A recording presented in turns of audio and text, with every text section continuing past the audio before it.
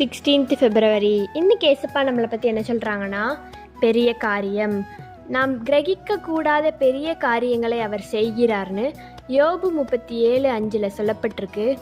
நம்ம கிரகிக்கவே முடியாத ஒரு பெரிய காரியத்தை ஏசப்பா செய்ய போகிறாங்க.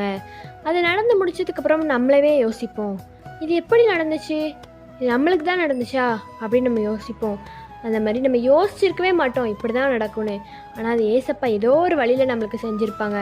அது வேலை விஷயமா இருக்கட்டும், கடன் பிரச்சனையிலையாக இருக்கட்டும், படிப்பு விஷயத்துலையாக இருக்கட்டும், தொழில் இதுலையா இருக்கட்டும், எல்லா இதுலேயுமே ஏசப்பா நம்ம நினைக்கிறதோட இன்னொரு வழியில் நம்மளுக்கு அது ஒரு சக்ஸஸான இதாக பண்ணி கொடுப்பாங்க.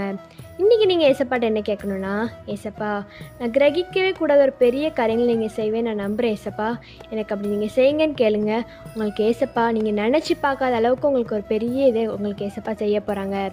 By truth of Melshi, have a fabulous day.